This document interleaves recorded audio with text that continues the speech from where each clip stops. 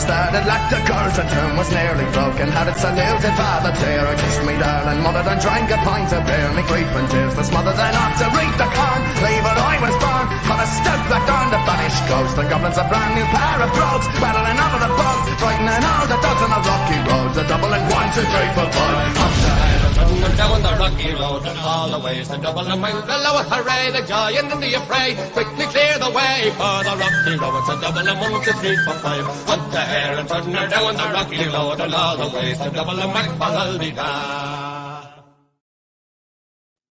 Welcome to the Wednesday Live. I don't know why I'm still doing Jamaican. Welcome to Wednesday Live. What was it that Zach said? It was freaking. I just about died. I don't know, man. Like Jamaican Belgian or something. I was Italian something. Yeah, it was Jamaican Italian. I was like, oh my god. By the way, if you didn't notice, like that was the Tossers with Road to Dublin, and then with the explosion, it went into the Dubliners version of. That's why it was different because, like, you know, I wanted the Dubliners. Okay. They're a classic Irish band. They do, like, you know, all the classics, like Seven Drunken Nights, you know. You're drunk, you silly old fool. You know that one? Sure. Yeah. You know what I know is that this is the show where we don't do bits, but we still are funny as heck most of the time. So far we haven't been funny yet, but it'll happen soon. I've been funny. You haven't. Anyway, I forgot Grant. I was about to start highlighting the chat. What were you gonna say about my beard earlier? That was like, you know, you backstage before the last show, you're like, something's going on with your beard or something. It's like, what? You were all right, fine. No, I said it's out of control, bro. It looks great though. We have Rough Girl. Hi, Rough Girl. I hope you're doing better after being dosed. I don't know what that means. No. Okay. So she went and she ordered some organic tea, I believe. So the story goes, and correct me if I'm wrong, love. But it had stuff in it that was not great, and you know the walls were melty and stuff. Ooh. I know. Isn't that weird? Oh yeah, it's not cool to like not know you're being like. Somebody. I'm like, oof. Yeah, you know what's worse than like being like, you know, tripping on LSD, not knowing that you're about to take LSD. Like Bob Lilly, famous guy about dolphins. They started by giving dolphins LSD, and they were tripping balls because like his idea was like if you can teach dolphins how to speak, like that was important to be able to communicate it with aliens because of Echo. He did a lot of ketamine. Anyway, this is fun by the government. Yeah, so we have Sean. We have. I've heard this story before. It's a great story, man. You know, there's so many different ways into it. Wookiee's in there. Anyway, man. Street Smosh was fun. It got a little political. It wasn't me for a change. I did nothing. Yeah, I was like, first of all, that's one of my favorite little person leprechaun non-horror films ever made. It's so creepy. Like I don't care for that person at all. Well, they're no longer with us, so now you're just true. Yeah, that was pretty rough. Yeah, and I'm surprised. Why did we play the intro to that show? Because that's like the ABC story time back when Disney pretended to be a family company. Because that was what was on the video, man. Oh, all right. Well, we need to get the press play guy to skip faster forward. For today, I couldn't find anything St. Patty Day related for you. Okay. But I have a nice sandwich, right? I have one that may bother you at some point. And then I have one that's might. I have a real fun one about penises. And then I have another one that may, wait a minute. A fun one about penises? Or peni. Penis? Peni? Penises? Peni. Many peni. What is the would the plural of penis be penises? I think it'd be peni. Are you sure? Yeah, like a kangaroo has a 2-pronged penis. That doesn't help with what we're talking about now at all. Not at all. But that was plural penises. Yeah, kind of. Wouldn't that be weird? What, to have a 2-pronged penis? Yeah. Not if you have 2 assholes like Yeti. Oh, all right. That seems uncomfortable to me. Oh yeah, it would. I feel like it would be. Would be not the best. Did you know we watched this video? We can't watch it because we got blocked in a lot of countries. But we watched this one about snails on a speakeasy because a snail has both a penis and a vagina. I've heard this, and they also like to hurt and be hurt. So they have like this stinger that comes out too that will like hurt the person. Insert some video. All of a sudden, I feel like snails are into S&M. Yeah, a little bit, yeah. That's weird. Anyway, polls up. What's the poll? I don't even know what the poll is. Grant, come in here and tell us what the poll is. I don't know. I can't see the poll. Cool. Good story, bro. The poll is it penises or peni, but it wouldn't let me type it in the correct way, so I had to write it phonetically. Okay. Okay. Thank you. Yeah. Yeah. Well, you ready to get this started? What? You guys stop thinking around. Yeah, let's do this. Wow. Okay. Am I reading it? Yeah. This is from Mad's favorite website, the Mary Sue. Love them. Do you notice that the icon next to the Mary Sue at the top of the page looks an awful lot like that purple-haired chick from Futurama? Yeah. That's not accidental, I would imagine. But anyway. The truth about white lies. When is YA going to get real about whiteness? So I know how much you enjoy your YA novels. I do. Is why I picked this one. I appreciate it. This is Olivia Cole. That's anyway. All right. There are so many reasons the early drafts of The Truth About White Lies failed. I remember the very first version, a book unrecognizable from the one out in the world right now. A white savior at its core, a story that sought to validate the goodness of the white protagonist as she accompanied her black friend through the pain that didn't affect the protagonist whatsoever. She was on a tour through racialized, trauma, a bystander. She was exempt from judgment, had good intentions, and she merely struggled to communicate, and nothing was her fault. As I tried and tried again, trashing draft after draft, I realized a big part of the problem. I was not only protecting my character, I was protecting myself. You were also projecting yourself onto this because, like, the whole reason why you protected your protagonist is because it was a stand-in. Ugh.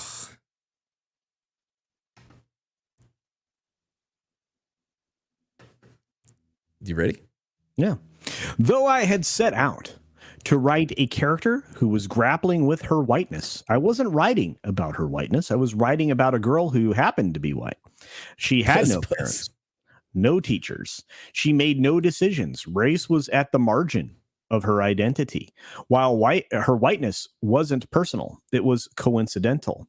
And stop. Can you stop right there? Right? Yeah. That's very important because that's race. Yeah.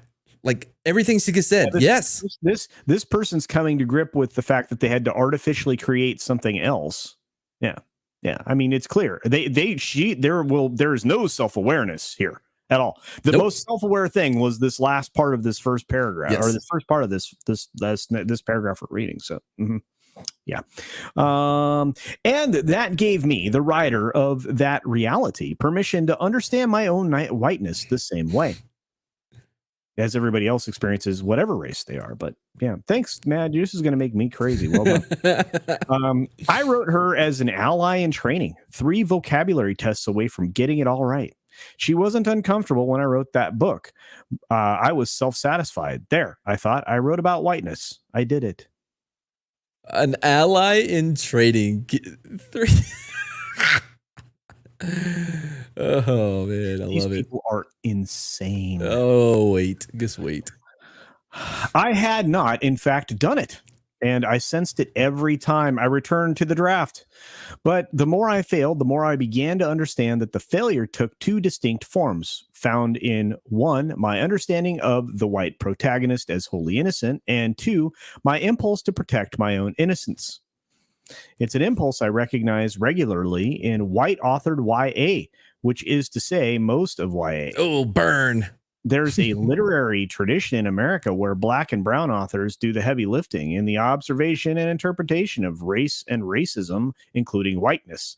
And it's a tradition that carries on What? in contemporary YA. Real quick. How I love how they're like, whoa, you can't write about that. That's not your experience. You can't write about what the black experience because you're not black. But at the same time, they're like, oh, they do all the heavy lifting when it comes to race. They're the only ones talking about it. They're the only ones allowed to talk about it. Yeah, these people are literally held back in school permanently. I mean, these kids, the people that are these particular versions of SJWs, as insufferable as they are the ones that were left on the back of the short bus. Oh, I feel like this chick is in her 30s, if not like touching 40. Yeah, and so do I, which is why I keep saying she's still at the back of the short bus. Yeah. Anyway. In terms of anti-Black American racism, these are authors like Angie Thomas and Jason Reynolds. And unfortunately, when I do find white authored YA that approaches the topic of race, it follows the above named impulses. Just throwing people under the bus, like, yeah, get on my level, ho. What's interesting is is this like is this an opinion piece? Clearly, yeah. I mean, it's not news. Are you sure? I mean, it's the Mary Sue. They might think this is news. It's a line of, hey, me write good. It's story for why So Nice Girl is nice. Louvre and Emma Cara should be in here. This is her jam. Anyway. I'm sorry. I'm white. It's so much better than all of you. It's a line on which white authors balance with difficulty. And when I write their carefully written lines, I can see the labor there. The attempt to write both a humble teenager and an adult white woman who read White Fragility, which is the biggest trash book ever. Have you read it? Oh my God. I made it through 2 chapters. It's rough, man. It starts off bananas. Even though women got the right to vote in whatever year it was, black women didn't have the right to vote until 1992 or some crazy shit. Like, wait, what? What are you talking about? Look, the chick that wrote that, man, she is crackers. Robin DiAngelo, dude. It starts off bananas, and she's been exposed for being completely, bananas. She's a legit racist. She's died in the world. Yeah, racist. She always talks about how racist she is. She's like, I felt so uncomfortable being in a room with black people. Yeah, well, Malcolm X was uncomfortable too. But anyway, I'll keep going. I understand the impulse, even in fiction. The desire to demonstrate how much we get it is almost overpowering, so much so that we shoehorn all the right vocabulary into the mouths of teenagers we write. So that's actually really important. And I don't even know if this person realizes what they just did. Yeah. But they just highlighted a very, very big problem with writing across all media, right? Whether it be written, movies, TV, whatever. It's this idea of like putting the right vocabulary in the people who would not use that vocabulary, both in a time sense or like you know what I mean? Yeah, I agree with you. Again, there are like glimpses of self-awareness here. Yeah. They're connecting the wrong dots. That's why I think they're older, because at one point they knew that this was bullshit. Yeah. And they're struggling with their own bullshit now, or the new bullshit. Or they're tempted to just like speak the truth, but they don't want to just come out and say it because they're going to get, Yeah.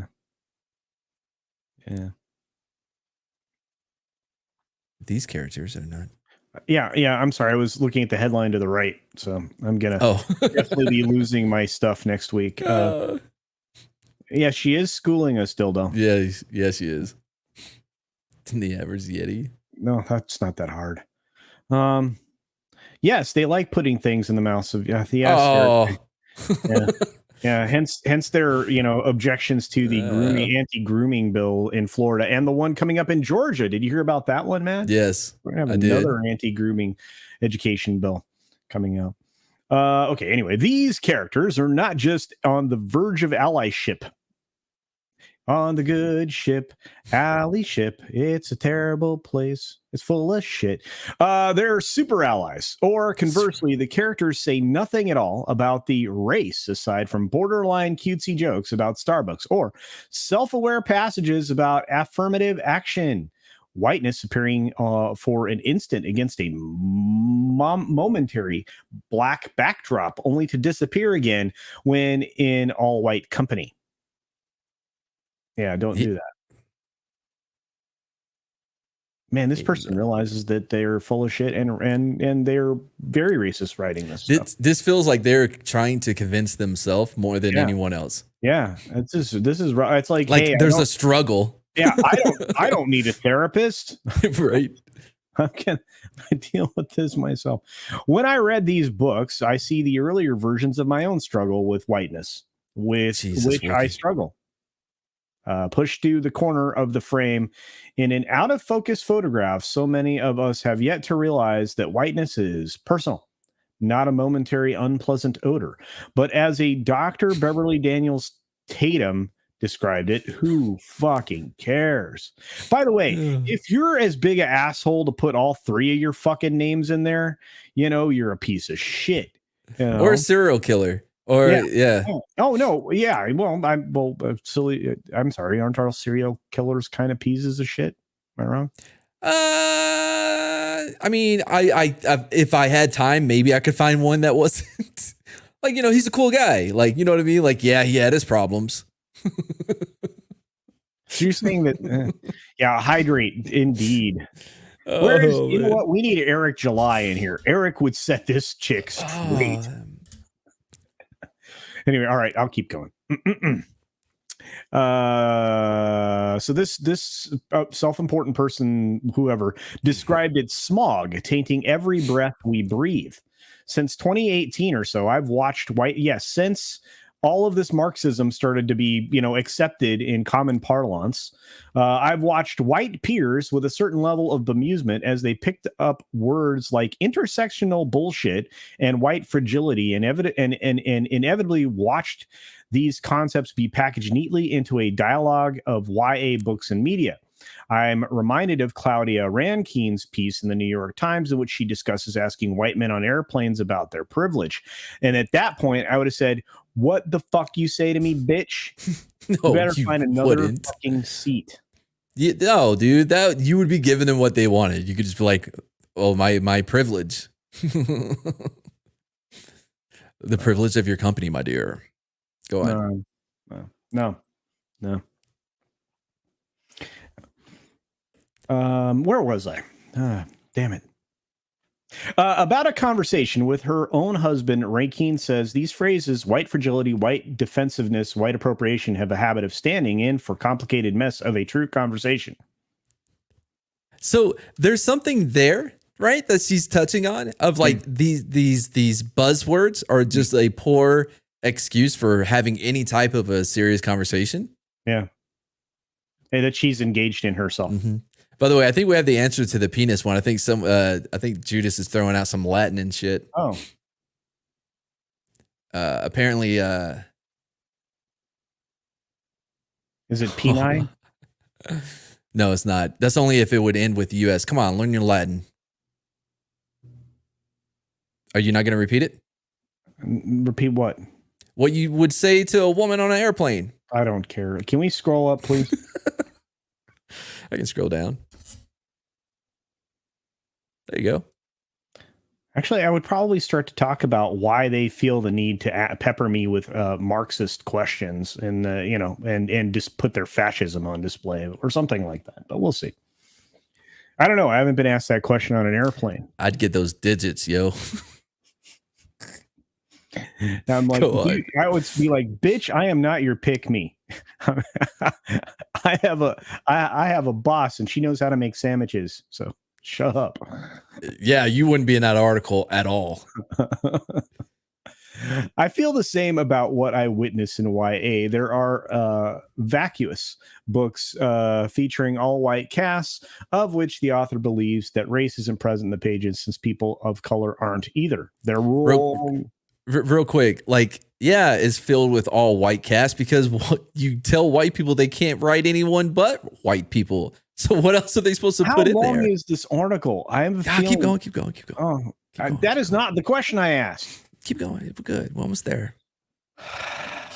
Keep strong. Or the alternative that really brings Rakin's words to center. Books with these wise white teenagers who seem to have shed all the complicated messes of white supremacy before puberty. They are armed with scripts and all the right language. They don't make any mistakes. They are aware of their personality, positionality at all times. Role models for young white readers, or perfect ally by proxy for white authors. This chick is fucking dumb as rocks. This is a chick, right? That I'm Yeah, about? of course. Oh, okay, all right. I'm just making sure. I would argue that these can't be the only so-called role models for young white people seeking representations of what it looks like to be a white person who rejects the teachings of white supremacy. I've never been taught it. I've never been like, there's never been a course that I remember at any point in my school. I know. It's like, hey, white supremacy course. 101, white supremacy 101. Yeah, this is why this is such a big pile of bullshit, right? I mean, we all know it. The thing is, somebody will come out, like, and say, you know what, you guys are terrible people, and you're liars, and you get a mouthpiece, and I tell you what, we are buying some land, somewhere in maybe Nova Scotia. Maybe we send them to Nova Scotia. No, we can't do that to the Canadians. Can I do my bit that I had going? Yeah, do your bit. Grant, I'll need you up here for this one. Guess for coverage. Thank you. White supremacy 101. Jews and space lasers. Why they tried to blow us up? What the fuck? So you brought our Jewish representation up here so you didn't get in trouble for that? Yep. Okay. Yeah, man, because of their space lasers. I shit you not, dude. That came out, right? So there was this game, World War Z, that came out a few years ago, whatever. And in the Israel, like you're in Israel, whatever, right? And I shit you not, they have a space laser that they developed that you use to kill the zombies. That's a real thing in the game, bro. There was an actual Jewish space laser that you use. It was the kosher laser. So it was kosher though, yeah. It was blessed and kept away from the other lasers, You can go ahead. My God. This next sentence is why Mad wanted me to do this story. Oh, what happened? I'm a teacher of high schoolers in Kentucky. Oh. And I assure you, the white teens who have it all figured out, even with the help of TikTok and its bite-sized dissertations, are exceedingly rare, if they exist at all. In 7 years of teaching, she's been corrupting minds for 7 years. I can think of one student who even came close. I love Grifter, dude. I loved Wildcats. Both, like I first saw the cartoon is when I was introduced to it, and Grifter was my favorite, dude. I'd love to see well, not now, but I would love to, like, if it was a different time, I would love to see him have like a Daredevil type gritty fucking like series. Sorry. Instead of students I teach are still calling their way through the mess. They're, with rare exceptions, still under the control of their parents or guardian. They're supposed to be. And they're still under the control. And in a state like Kentucky, still very much trying to understand the magnitude of the lies they've been taught at every level about history. You are. I'm not doing this. Why did you do this? What happened? This isn't a sandwich. This is the no. If we haven't got to the meat's up next. Penises, remember? You want me to finish it for you? I can finish for you. Where were you at?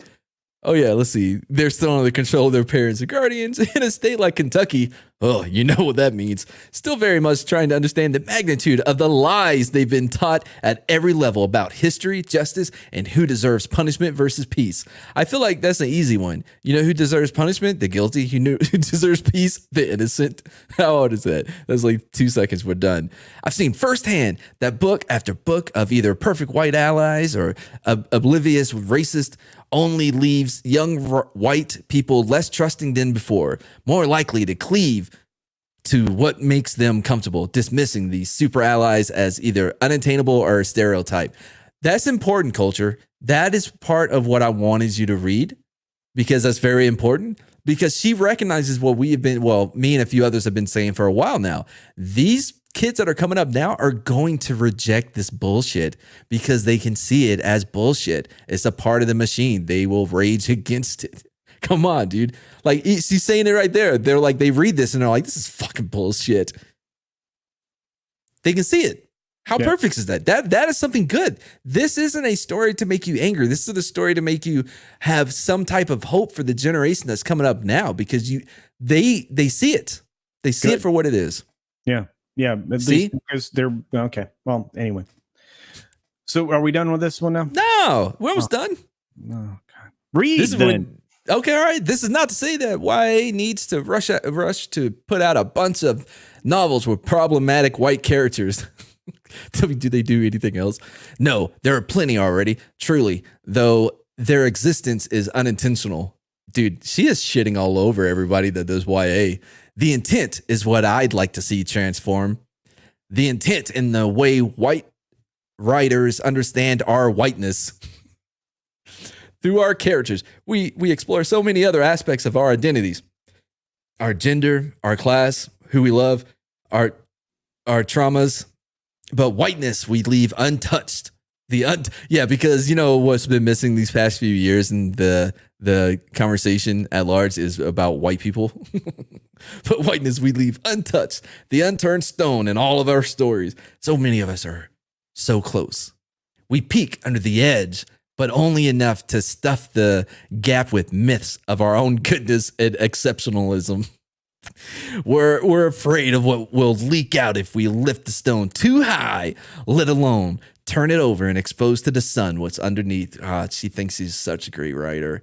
By ignoring it, by leaving whiteness either invisible or a blur at the margin, we present it as a mere inconvenience to the story, to our white character's reality, and thus bask in the power it affords us.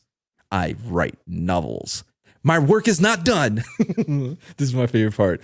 It took me years to write this book, and I'm prepared for its problems that will inevitably be brought to my attention. Things I missed, errors made. There is no finish line in this work, especially because white supremacy is in a constant state of reinvention, moving its goalposts and repositioning to whom its umbrella offers shelter. Wait, why would the umbrella move? It would be white people, right? Like, isn't that key to white supremacy? Wouldn't the umbrella stay over white people? Anyway, I do not extend myself as an example of outcome, but rather as an example of process. This period of writing and revising has been the most difficult of my life, but I'm still here. This person couldn't handle simple questions if they were actually presented such. And I believe I've written something important.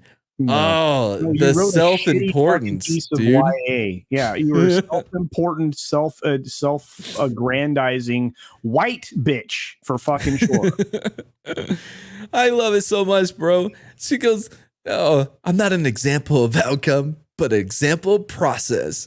Do me, do like I do. Yay me! I'm amazing. Oh I'm a my special God. fucking snowflake. No, bitch, you are poisoning the minds of the youth. We were so far outside of this race bullshit that you guys had to fucking reinvent it 6 years ago. Yeah, dude. So she actually let some things slip through that she probably didn't realize. One, I know. It is about the white supremacy, like moving its goalpost and changing like who is covered by its umbrella. Not paying attention. Like, well, because like that's what they've define what it is, like what white supremacy is, because like, you know, it's not really around anymore. No. But like, because now it doesn't just cover like white people, it also covers anybody that, you know, doesn't agree with us. Doesn't agree with them. Be it. Yeah. That's the goalpost move there. And the umbrella. This chick is unaware of her own bullshit, right? And she is fully indoctrinated, right? Yeah. Chances. Look, I'm not going to cast her. I was about to describe everything that goes on in her life and how miserable a human being she is. Well, right? No need for ad hominem. No, I won't. I don't need to. But everybody can already picture in their mind this person. You know, I mean, I guess anybody that writes for the Mary Sue, to be honest with you. But Well, yeah. by the way, but she also she tried so hard to present her students their rejection of this bullshit stories as yeah, they can see that as inauthentic. You know what I mean? Like, that's why we need to do a better job of right. No. They see it because it's bullshit, and they can it doesn't matter how you can you know what I keep mean? couching it you can keep couching it different ways. It's still inauthentic because it's bullshit. Because you're lying. You're lying to yourself and the people that you're trying to present this stuff to. The fact that a publisher puts forth anything that she writes, they should be reevaluating things. She's out there making a difference. Yeah, she's out to make a difference in who. She's not gonna. Yeah, we'll do it. What am I doing? Whatever the fuck I want. No way. That was a good article. You have to at least give me something good, because when I used to host, that was a good article. No, when I used to host the show, it wasn't about torturing me. But I was still the one getting articles, and until you pitch in, we're doing my articles. Now, are you ready for your meat?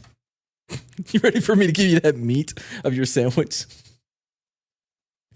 I don't we can skip to the bread. Please don't make me kill you. There you go. Ancient humans lost their penis bone? I told you about penis. For a counterintuitive reason. Okay, this is a good story. I can tell already.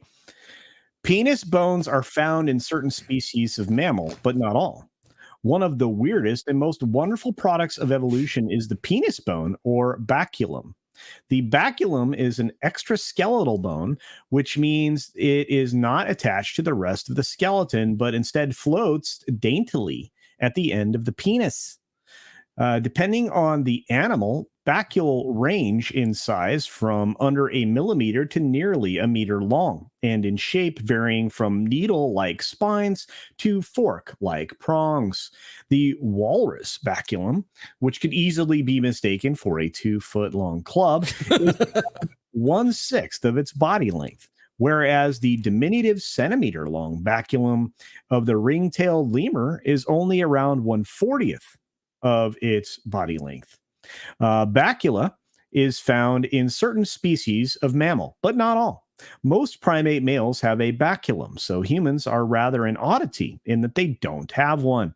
In a handful of extraordinary circumstances, male humans have formed bones in their soft tissue at the end of their penises, but it's a rare abnormality rather than a baculum. By the way, this now it makes sense why we call it a boner. In a study published in 2016, in Proceedings of the Royal Society B, my colleague Kit Opie and I examined how the baculum developed in mammals by studying how it is distributed across different species in light of their pattern of descent, known as phylogenetics. We showed that the baculum first evolved after placental and non-placental mammals split around 145 million years ago. But before the most recent ancestor of the primates and carnivores evolved around 95 million years ago. Our research shows that the common ancestor of primates and carnivores had baculum. This means that any species in these groups without a baculum, such as humans, may have lost it over the course of evolution. So why on earth would an animal need a bone in its peen in the first place? Scientists have come up with a few theories as to why a baculum might be handy. No pun intended, I'm sure. In certain species, such as cats, a female body doesn't release its eggs until she mates. And some argue that the baculum may help to stimulate females and trigger ovulation. Another somewhat colorfully named theory is the vaginal friction hypothesis. This essentially argues that the baculum acts as a shoehorn, enabling a male to overcome any friction and squeeze himself into the female. Oh, God. Finally, it's been proposed that the baculum helps prolong intromission, otherwise known as vaginal penetration. Far from simply being a nice way to spend an afternoon, prolonging intromission, like this is a way for a male to prevent a female from sneaking off and mating with anyone else before his sperm have had a chance to work their magic. This theory brings a whole new meaning to the term cock blocking. Bitch, my baculum going to keep you from sneaking off. Where do you think you're going? I got a baculum. We found that over the entire course of primate evolution, having a baculum was linked to longer intromission durations, anything over 3 minutes. On top of this, males of primate species with longer intromission durations tend to have a longer bacula than males of species where intromission is short. Another interesting discovery was that males of species facing high levels of sexual competition for females have longer bacula than those facing lower levels of sexual competition. But what about humans? If the penis bone is so important in competing for a mate and prolonging copulation, then why don't we have one? Well, the short answer is that humans don't quite make it to the prolonged intromission category. The average duration for penetration to ejaculation for human males is less than 2 minutes. Ladies, I'm sorry if that's the case in your life. What? No, look, they know the time. Look, if they don't get theirs when I get mine, sorry, try harder next time. You know what I mean? But bonobos only copulate for about 15 seconds at a time, and they still have a baculum, even if it is very small, about 8 millimeters. So what makes this different? It's possible that it comes down to our mating strategies. Human males generally have minimal sexual competition, as females typically only mate with one male at a time. Perhaps the adoption of this mating pattern, in addition to our short intromission duration, was the last straw for the baculum. Scientists only just beginning to piece together the function of this most unusual bone. What happens to be clear is that changes in primate baculum are driven, at least partly, by a species mating strategy. The picture that seems to be emerging is that under high levels of sexual competition, bigger is better when it comes to the penis bone. Huh. So yeah, that's why I have a small penis, because I don't have any competition. Oh, that's a pretty good excuse, bro, if you think about it. Who's only going for 2 minutes? People that got shit to do, man. People with jobs. people that like are binge watching a show. Who knows? I figure the man has to do all the work. Why limit your pleasure? That's just insane.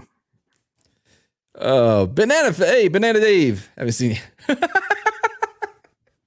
That's true, Banana Dave. With the power of potassium, you can last longer than a few minutes. Oh, that's so good. See there? Like 2 minutes. 2 minutes. Montana said 2 minutes. See there, Culture. Now, wasn't that nice? Right? That was definitely the meat in the sandwich today. Okay. Sure. I saw a great meme for that. For what? Baculum? No. Having the meats. It was in a. I think it was something Tommy posted somewhere today, and I can't bring it up because your channel will be taken down. But oh well. Okay, then. By the way, ladies, I have a question. Do you enjoy more than 2 minutes, or is that just who has the time? I'm just saying. Try harder, ladies. That's what I see. Put in some effort. Let us know when you're about halfway done. We'll come and enjoy it. I don't need to be there for the whole thing. I'm very uncomfortable with a lot of this. Arby's, that's right. What was that about pee being stored in the boner? that was meat and Bam Hammer. Like, I don't think so, my friend. Oh man, that's a gunman for you.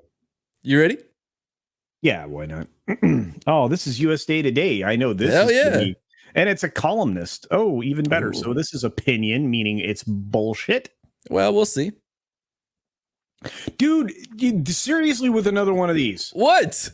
It's a sandwich. The humbling thing I learned about my own white privilege and COVID mask wearing Like spoiled children, these white men on my plane seemed confident they could unmask with impunity. They were correct. Of course. Yeah, they needed to drink or eat or whatever. Oh, dang it. You lucky ass motherfucker. I am so tempted to subscribe to this thing. Hold on. Give me a second. Don't do it. Give me a Don't second. do it. I can leave. Give me a second. I wonder how much it cost. You don't even have to do that. If you run out, I did put another article in the private chat. Oh, and Damn by the way, you can actually. I'm not going to tell you how to make me read this. Let's just watch this. Let's just hold on. Yeah, let's see what he has. Oh, dude. Yeah, man. They will yank us fast. What? You can't cover the thing he put up. Why? Because it's talking about the current global geopolitical strife. Yeah, they will not like it. Is Limachenko's over there too, bro? Do not store it in the ball. I mean, why else would you have those there? You know what I mean? Yeah. Does that mean that Scott has to pee twice as much as normally because he's he has both testicles. All I know is there's something. They did something to him that made him rendered them like inert. Let's compare plans here. First 2 months free. Aluvrian and Macaro says, in all of my physical anthropology studies, this is not the reason humans are the way they are. Part of it is relocation of the vagina due to bipedal locomotion. I agree with that. Yeah, and actually, I think most primates, their testicles are internal, not external. Wait, scroll back up because that was a good point by Montana. Who are you talking to? Me? Health class must have been different back in y'all's days. Yeah, it must have been. I mean, I actually know how things work.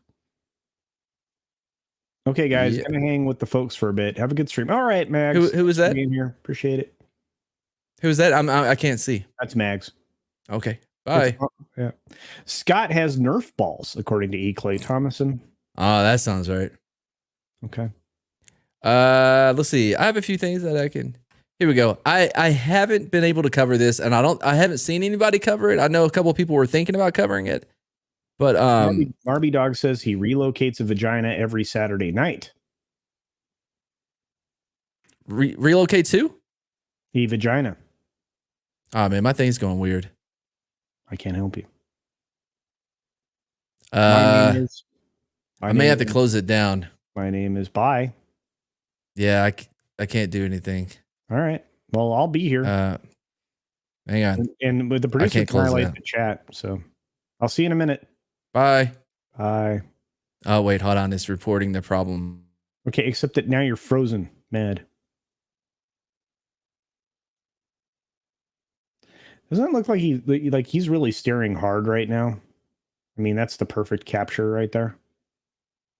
Looks like he's about to do something. I don't know. He's definitely staring into my soul, it seems. I don't think that's where he's staring. So there was a conversation today we were hanging out over on Midnight's Edge for Midnight's Edge in the morning. They were talking about Courtney Cox's anal bleaching habits. I was very uncomfortable. And I'm back, baby. Yeah, she tends to over bleach the anus part. What are we talking about? Courtney Cox. Courtney Cox. She always bleaches her anus too much, right? Yeah, that's what people say. I don't know. I mean, I'd like to see the story about it because they were talking about it and I didn't see the story. No wonder Arquette left her. Wait, he's crazy too. I mean, what? He's bleaching something. Bro, he's a former WCW World Heavyweight Champion. Yeah, dude, he's in a WWE Hall of Fame. Right? Alongside greats like Drew Carey and Donald Trump. Yeah. What now? Say something. But not China. We can't have that. Can't have a woman. Oh man, I can't believe that Kotaku still has articles. I thought that they went on strike. Oh yeah, I keep my eye on them. They got some good stuff here and there. All right. Well, the Nintendo generation have weak skeletons, says U.S. Army weirdo. How much you want to bet? That is not what he said. I don't think that's what he said at all. It's 2022 and the military still doesn't understand video games. How are those two things related? I don't know. Earlier today, a press release dropped on a Pentagon news service website titled "Why Today's Gen Z is at Risk for Boot Camp Injuries." It is very funny. You can read it here if you'd like. Thanks, Vice. But the gist is that a single dude from the U.S. Army, a clinical coordinator and chief of medical readiness service line at Fort Leonard Wood in Missouri, has some concerns about the physical readiness of the new recruits aged 18 to 25. The Nintendo generation soldier skeleton is not toughened by activity prior to arrival, as some of them break more easily. That's interesting. That seems legit. That's Major John Mark Thibodeau, a man able to both talk down to a generation of kids coming off 2 years of pandemic lockdowns, isolation, while also simultaneously confusing them with the actual Nintendo generation, people who are now in their 40s. No, dumb. Let me break this down for you. Number one, the reason why he says the Nintendo generation is because whenever people who are not video game people think of video games, they automatically will think of Nintendo, right? It's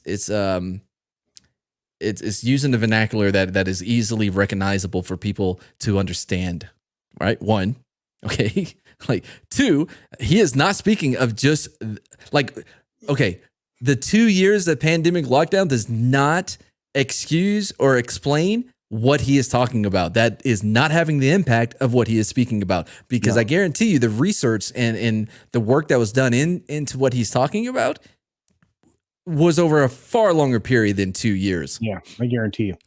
Again, it's just basically video games. He, of course, doesn't mean their entire skeletons break. That would be crazy. Instead, he's referring simply to certain parts of their skeleton. Fractures from falls, stress fractures, and most injuries coming about through to overuse and affecting the lower extremities. Yeah. The press release itself is equally condescending, saying stuff like today's recruits are coming from a far more sedentary lifestyle. How's that condescending? It's fucking the truth. Yep. Compared to previous generations, making their skeletons more prone to injuries. Yeah, because they don't go outside and play. Yeah. My skeleton was amazing when I was growing up because I challenged it all the time. Bone density got better because of that. Oh my God, these people are dumb. Because they're not used to the kind of intense activity they'll face at basic training. I said this was funny up top because A, this man sure does care a lot about the skeletons inside living people, which is weird. Not at all. And B, this is a tale as old as time. It's hilarious to me that militaries and governments continue to be surprised by the poor standard of recruits that when they, better than anyone else, should be able to gauge the health of a wider society in which they are part of. In particular, those who they're most likely to be appealing to with recruitment pitches. One, that's exactly what they're fucking doing is they gauge the health of the wider society and then made a report. This is the outcome. They lack critical thinking. I mean, let's just be honest. This particular writer lacks critical thinking. But I didn't mean to interrupt you. Go ahead. No, go ahead. No, okay. Anyway, they just lack the ability to think about things. Man, this is kind of triggering me. Is this what you feel like?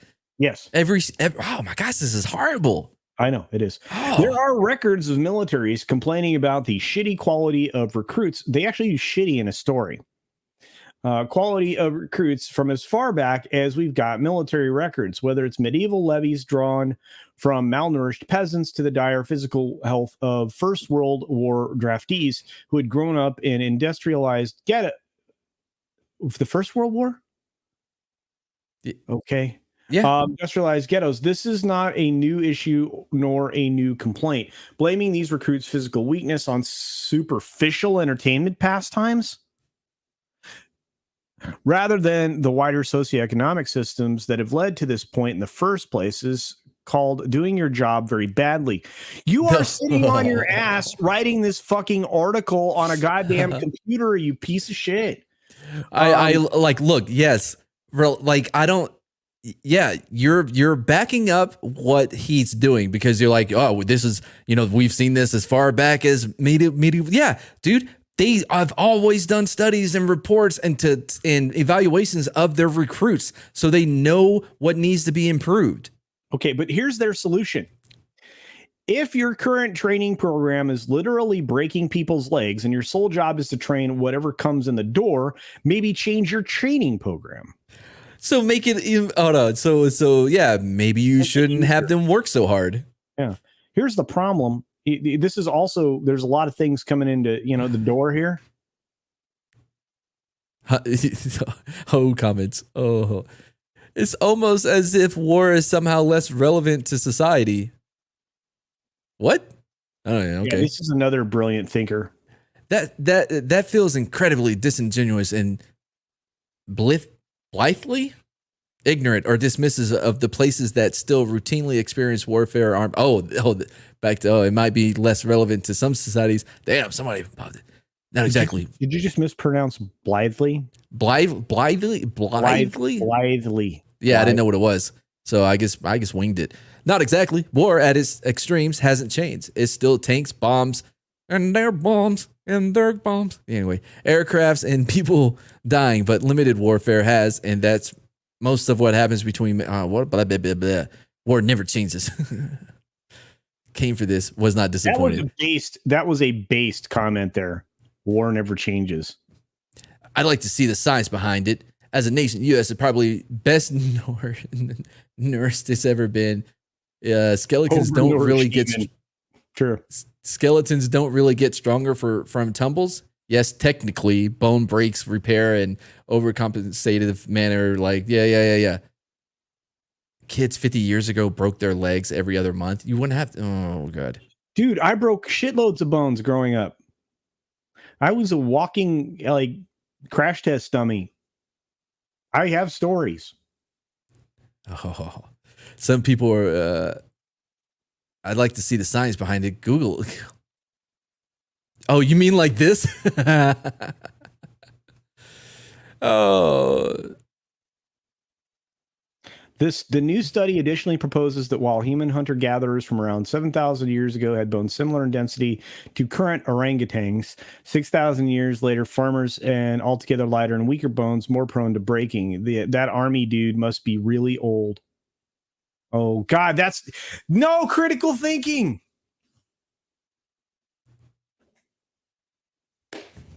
We're down. Wow. Oh. These comments are so good. I'm sure they'll remember that next to pilot their drones. Wait, what? Okay. Doesn't the vast majority of the military sit at a computer now? What the fuck? This guy's argument. He's not making an argument, motherfucker. No, again, critical thinking absent and it like real information absent from these people. How many people work at the Pentagon armed, trained, fucktard? Yo, look at this. Pretty sure they legit use Xbox controllers for some things. So we can just go ahead and dismiss everything he said because they use Xbox controllers. This is fucking nice. Obviously, the army that uses keyboard and mouse would have better accuracy. Well, that's fucking beautiful. It's funny. This was the best way to end the show because I'm not the one that's upset. It's you. This is why we don't have penis bones. By the way, they actually have been doing that. They have been lowering the standards for so that they can make women equal to men. Yeah, I know. Well, yeah, so they can pass. Like with with ranger training, like ranger school, they there was like 2 or 3 chicks, I guess, kept doing it, but they kept failing and failing, so they kept lowering until finally they had it low enough to where the first woman came. By the way, she didn't even go to a ranger battalion after that. She just went back to her unit. She just did it to do it, so she could be the one that did the ranger school. Yeah, which makes me go, what the fuck was the point? This is the thing. I mean, you're taking, that's not an actual accomplishment, right? It's like it's in reverse. It's not an actual accomplishment. It's like all these biological males competing in women's sports right now in college. Or it's like going golfing with like your girlfriend or whatever, and she has a lower score. Yeah. But you teed off from the girly spot. You know what I mean? Wow, you still can't beat your girl when she tees off. Oh, we don't golf. Oh, all right. No, because he tees off, like the example would be like she's teeing off from the girly tee off. So place. you can overcome that 35-yard advantage. What's your problem? Hell yeah, I can. Because I'm man. I don't know, dude. I've never taken a girl golfing. Are you kidding? That's boy time. It's for the boys. Like volleyball. Speaking of which, did you watch Side Out yet? Dude, yeah, I saw that movie a long time ago, bro. Great, right? It's like Yeah, it's a great one. Oh, Yeah. Yeah, Yeah, well, because like you got to go I up got with your arms and I know I got criticized on Midnight's Edge in the morning for liking that C. Thomas Howell classic. what? Dude, Oh, it's I a great one, man. know, I know. Like it has that trope Maverick better have more volleyball in it. without women though. I'm going to be upset if there's a whole bunch of girls out there. Oh, just watching would upset me, but if they are participating in the most manliest boy time, like broing out, you know what I mean, at volleyball, ugh. My God, dude, they have to invade all of our spaces. I know. But like I bet they want to be wearing denim. But which is the only way to play volleyball. Damn, what was I gonna say? Oh, so the great thing about Side Out is denim. Wearing denim is the only way to play volleyball. The great thing about Side Out is that it has that trope of having this secret or special technique to overcome anyone, like Sylvester Stallone and Over the Top, you know, where like you're arm wrestling and you just switch it like this, and, you know, you turn your hat backwards and you got your lip, and then you can like beat anyone that drinks gasoline or what have you. So it's another one, right? Because the whole thing is like, you know, when you go up or whatever, like you got to have them hit on the forearms because you hit them on the forearms and it'll go out. And then point, match, volleyball. Grant, you got anything? I think we're about done. What time is the dump? It's coming up. Anybody know what time the dump is? It's coming up. You want me to look? Yeah, I feel like we do this every time. Wait. So nope, I got nothing. Why not? Oh, you guys, you know what? There is a great thumbnail. Scott's show has the best thumbnail it's had in at least a couple of days. Wait, is this 30 after you minutes. made him change it? It's in 30 minutes. Man, he creates the weakest thumbnails, and I'm always like going, oh, I got to fix that. And then I end up fixing it, and it's beautiful. Oh, that's why he has the best thumbnail. You have never done a thumbnail for us. Have you asked And me? you're a mad barber boy. Have you asked me to? I don't feel like I have to. Like, I feel like this is something we should do. By the way, I still don't have an You- outro for us. The new I need thumbnail a for Street thumbnail. Smarts is legendary. Whoever put that together with the red what? background and the new thumbnail for Street Smarts. I like Hang on. I got to I'm setting an alarm for 30 to minutes like for no Scott. to no to remind me to do an outro for Wednesday live, and then I'm gonna set this alarm for we 9 p.m. we have some amazing things coming out for you from the Mad Barber Boys, folks. It's going to be incredible. Dude, I got another bespoke in the storage in the what's it called, In the can. in the safe Canister, safe, vault. Vault. Yep. Got another one in the vault. So those are going to be coming out. Grant, we got a timeline on that? Soonish. Well, it. Sorry, I'm going through a tunnel. This is Oh, motherfucker. guess not. And I'll say this: I did the new unboxing today, and it was so absurd that I couldn't help but laugh my way through it because until I'm the end, looking then I got forward really to it. sad when I realized what it was that they sent me. You waiting guys for saw it. some of it. I know. I Um, can't wait to see it in context. Really. Oh, I got another Matchplanation Animal Kingdom. Is This it time re- we're talking about rhinosaurs. Oh man, did you do the red pandas yet? No, I haven't done. I did pandas, But which everybody should go count. see. Uh-huh. And then I'm doing rhinosaurs, and then I haven't decided what the next one's going to be. Oh, hey Grant, don't let me forget. Next time we may do a speakeasy tonight, but we need to do a poll on what animals should be next. All right, I'll do that now. Okay, all right. Nobody leave until we do the poll. Make it quick. Wait, Scott but shows we don't in know what 30 animals minutes. to put on there. Okay, fine. Would y'all? All right, we'll do it later then. Yeah. Want to see a volleyball match between Mads and Culture? Oh, wait, 101 couldn't do that, dude. We could do like doubles. Yeah, I can find I'll even take the short guy. I'll take comics. Well, who do I get? Gary? No, you get J. You get quarter black. Oh, really? Whoa. Well, he does have that athleticism, but only a quarter of it. Yeah. But got a volleyball quarter is a very white sport, Yeah. so Oh, true. Gary and I, we don't have chemistry yet, but we will. Now that he's a local guy, gonna wear him down like I did comics. Oh, somebody the other day, I forgot what chat I was in. This is the last thing I promise. I was in some chat and Hey, oh my God. Hey George. Sorry, mine is a more normal reaction. Anyway. hey George, sorry, And, I was muted. I was going through a tunnel. that wasn't a normal reaction. Oh. I was over in Bounding with Comics. I was in their chat or whatever. And somebody was like, Comics is in San Antonio. I'm in San Antonio too. I'm like, you better back up. Like, he's claimed. And That's then, my man. So yeah. No, but listen. So then he goes like, oh, Gary, I think is somewhere near there too. But I don't know where. I was like, yeah, I've already scouted it out. He doesn't have very good bushes. I thought I was going to be able to upgrade, but I'm still with Comics. I actually start my trek to San Antonio on the 23rd. Cool. And I will be there I'll be leaving on the 20th. Or excuse me, the 27th. Okay, I was like, oh, all right then. Dude, I thought you were gonna do it. I thought you were gonna be here tomorrow, because that bar that you're wanting to meet up at, Yeah. that is the last place in the Yeah, we last want to side go. of town. We want to You go. would- I was like, I know. I told the girlfriend, I'm like, I'm not going.